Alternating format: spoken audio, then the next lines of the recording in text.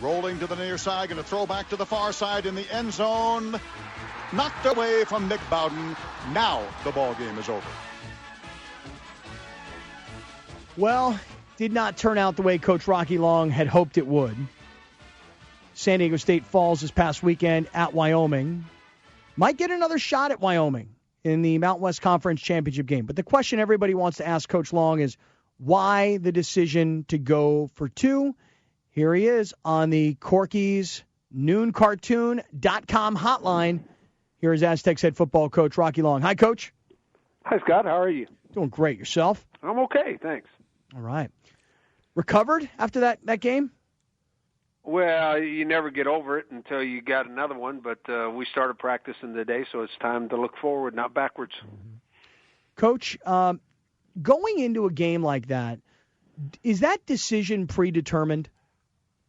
No, it's all based on the way the flow of the game goes and what the situation is at the time. I don't ever predetermine those things. I get a feel for who's actually winning at the line of scrimmage, who's got the best chance of winning in overtime, and those sort of things, and see what the possibilities are.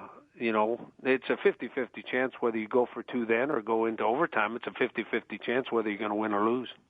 And it's things that you've seen out on the field that help you make that decision, I think. Well, it certainly was. In this case, sure. It was they actually outplayed us, I thought. I mean, if we don't have two kickoff returns for touchdowns, they're 14 points ahead.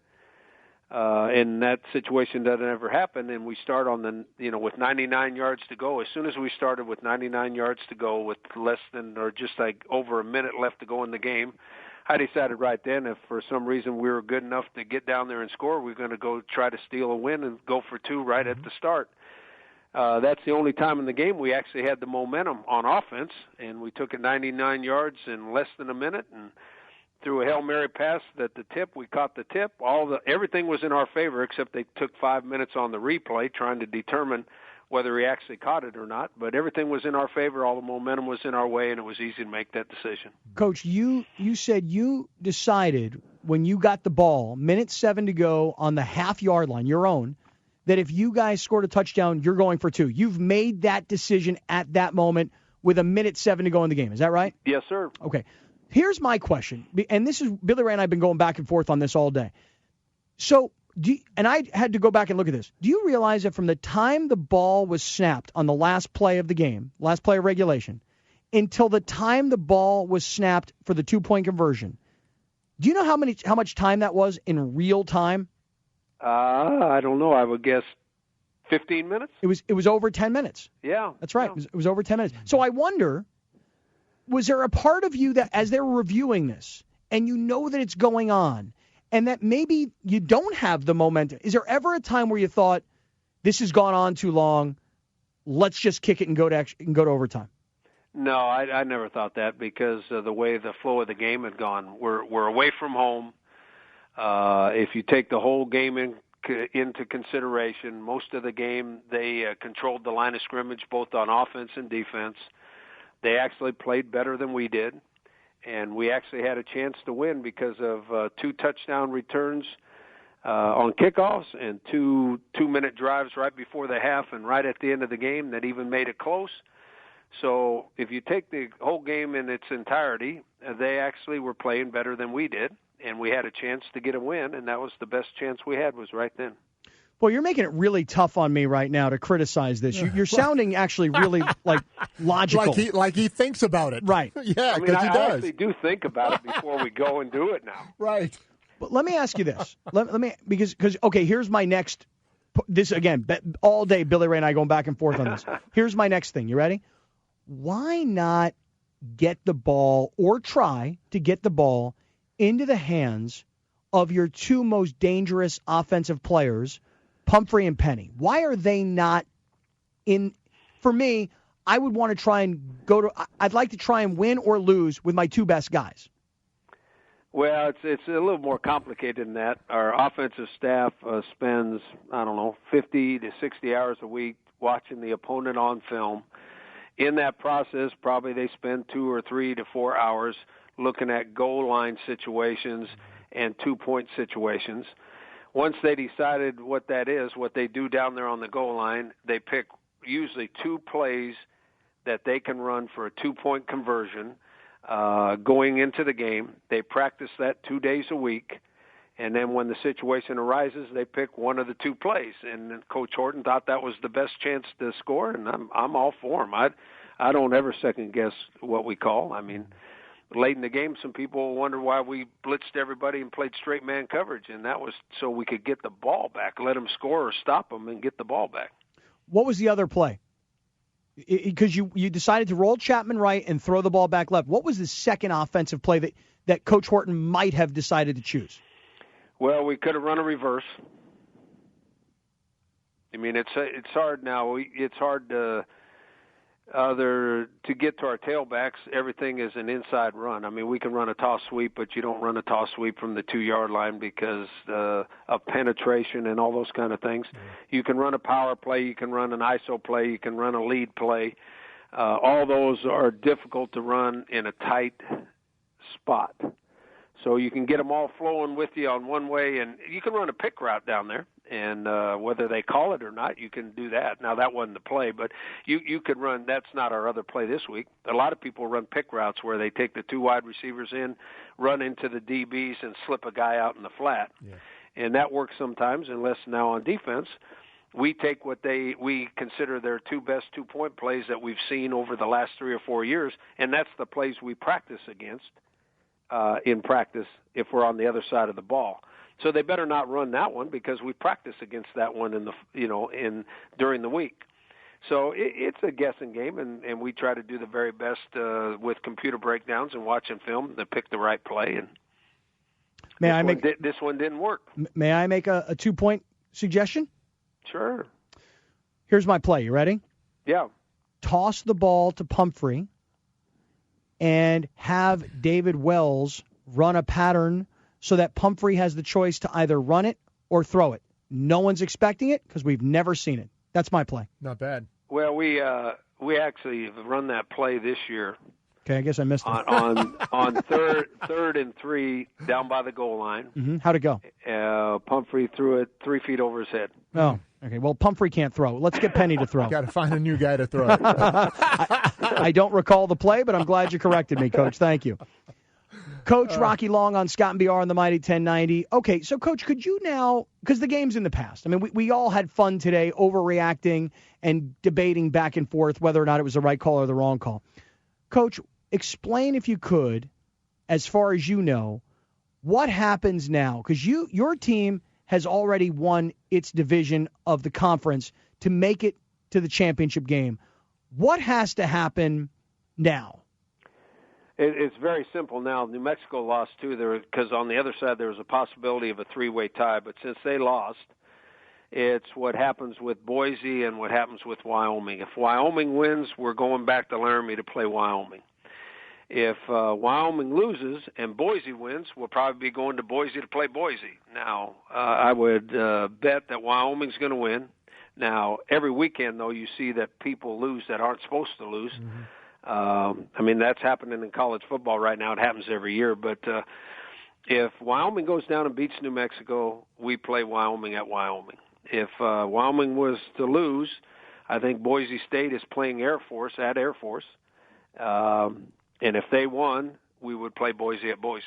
What if they both lost, and assuming you guys beat Colorado State, then what?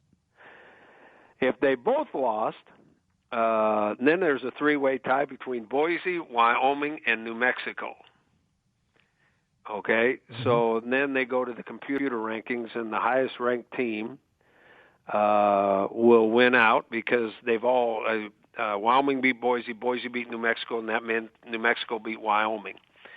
So it's a 3-way legit tie, so they would go to the power rankings to determine who the highest-ranked guy on their side was. And then once they did that, then they would compare us with whoever won that ranking, that power rating, and see what the 2 power ratings were for our 2 schools, and whoever's the highest gets the home game. So it's, even though that was very complicated, although comes very down to power ratings, very concise, but yes. But what you're saying though is if you guys beat Colorado State and Boise State were to lose at Air Force, and Wyoming were to lose at New Mexico, in theory, San Diego State could still host the championship game. In theory, yep. Coach, how disappointing is it when you have goals and you lose some games along the way and those goals cannot be achieved? Because, we were already starting to make plans for the Cotton Bowl. I'm just curious, what do you say to the team to say, hey, okay, guys, forget it? You tell us. What do you say? Well, I mean, first of all, you got to be proud and happy that your team already qualified for the championship game, and you've won 9 games, which has only been done 4 times in the last 39 years at San Diego State. So you think about, and it is the week of Thanksgiving, so you think about what you're thankful for. So what you tell your team is that we did some good things in the game. I mean, we fumbled the ball, we stopped them in 3 downs. They had to kick a field goal. They didn't gain a yard. We intercepted a pass. We lead the nation in interceptions at 20. It's the first time in school history that we've run 2 kickoffs back, and probably in Mountain West Conference history that we've run 2 kickoffs back in the same game for touchdowns. That's the 2 best 2-minute drives our offense has ever done since I've been here. That's, and probably the 2 best that they've done in a long, long time. So there are some positives. The negative is, and this is exactly what I tell the team, the negative is that they controlled the line of scrimmage. So when you control the line of scrimmage, you got the best chance to win. And so we can't go to a New Year's Day bowl game, but guess what? We can win 12 games, and that's more than any team at San Diego State's ever won. We can win the conference championship, and that would be 2 in a row. And you guys can leave, you seniors can leave the stadium for the last time of your college career with a victory. So there's a lot of things to play for. Most important one is trying to win the conference championship. Coach, I'm wondering, as you've looked at the film, because you've said it a few times, that you guys were, beat at the line of scrimmage, particularly on the offensive line. What did you see? What went wrong? Our targeting was fine and our assignments were fine. They were stronger and more aggressive at getting off of blocks.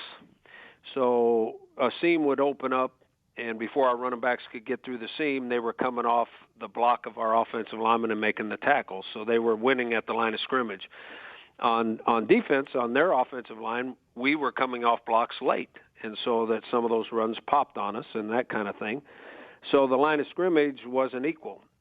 When the line of scrimmage is equal, and then the skill guys get involved, and then the skilled guys decide who wins. If the line of scrimmage is not equal, the team that usually wins the line of scrimmage usually wins the game. All right, Coach. Well, we're looking forward to this Saturday now against Colorado State. And I really hope that people will get out and support the team this weekend, regardless of what has happened here, because this is, in all likelihood, this is going to be the last game that Donnell Pumphrey is going to play as an Aztec at Qualcomm Stadium. I agree, and I think there's 3 or 4 other players. I appreciate all the seniors. There's 19 of them, but there's 3 or 4 other players that are as good at their position as anybody that's ever played here, too. So it'd be nice if people came out and watched their last game. Well, we'll look forward to seeing you on Saturday, Coach, and thanks for a great conversation about this. Really appreciate it. Well, I appreciate you guys having me on. I am a little superstitious, and you guys have to take a little bit of the blame. Because we didn't talk last week. Well, now hold on a second. I would put the blame right back on you and say this, Coach. Last week, not only did you get superstitious, but uptight. In other words, all of a sudden you shut down the players. Hey, I'm not letting these guys talk. They made it back to the top 25. Come on. Donnell Pumphrey's our guy. We talk to him every week. I didn't do that. That must have been somebody else. Well, they blamed you. Oh, boy, I get blamed for a lot of things. You know that. That's right. You didn't do that. Come on. I did not do that. All right. Coach, if we don't talk this week because of the holiday, have a great Thanksgiving to you, your family, your team. You guys have really – I know this was a tough loss, but San Diego State is a very, very good college football program and something that everybody in San Diego should be proud of. Thank you. I appreciate you saying that, and thanks. Happy Thanksgiving to all you and your families. Appreciate it. Thank you, Coach. All right, see you later.